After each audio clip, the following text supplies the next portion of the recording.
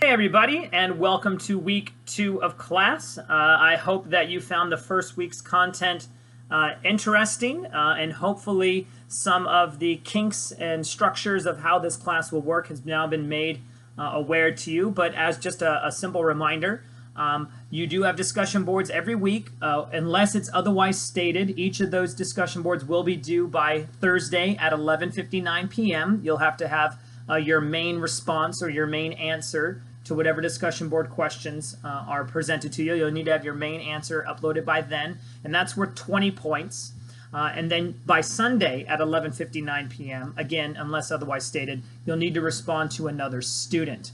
Okay. Now, one of the things I will say, and this is just for good keeping in mind, that when you are responding to another student, make sure that you're doing more than simply just saying, hey, good job, or providing a summation of what they have said.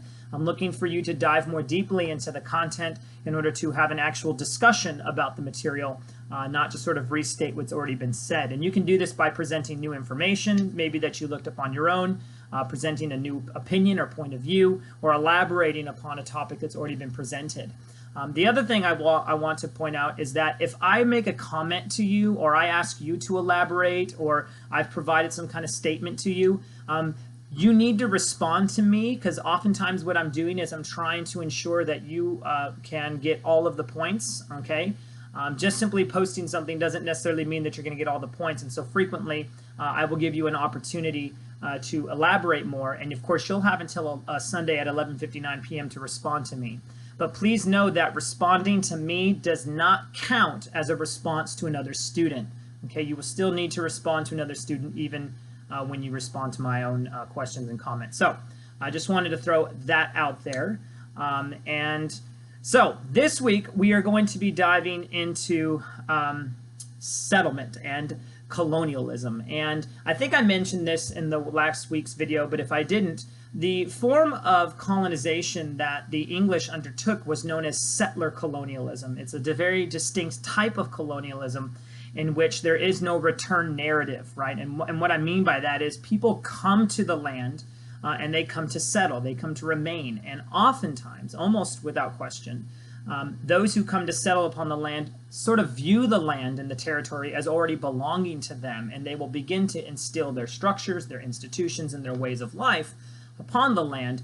And of course, what this means is that oftentimes the Native Americans or the indigenes who live there will be removed, okay, as it were. And we're going to be seeing a lot of that going on as we take a look at U.S. history. But this week we're going to be focusing in on some of the colonies. Now, there were ultimately a total of 13 original colonies. We're not going to get into all 13, nowhere near that. Rather, we're going to be looking at some of the main ones, and that will be Jamestown, settled in 1607 by a joint stock company known as the Virginia Company, and they came in order to make money. They were, I guess, in some respects, venture capitalists, if you want to use that term. And then the others will be Plymouth Plantation and Massachusetts Bay, settled in 1620 and 1630, respectively. And they came for religious freedom and religious purposes as well. So we've got a lot that we're going to be looking at. We're going to be looking at indentured servitude. We're going to take a look at a case study with the Salem witch trials and try to understand how Puritan society may have contributed to those. So we got a whole lot going on this week, guys. So make sure that you're diving in. One thing I want to make mention of is that in the lectures, you will sometimes, and this is true for the remainder of the class, you will sometimes hear me say, click here for a link.